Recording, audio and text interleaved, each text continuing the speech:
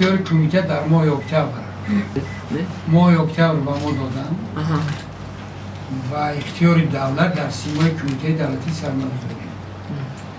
حاضر ما در زمینه کارخانه مذکور نیتی تشکیل کردن جمعیت سهامی شکل شده را داریم.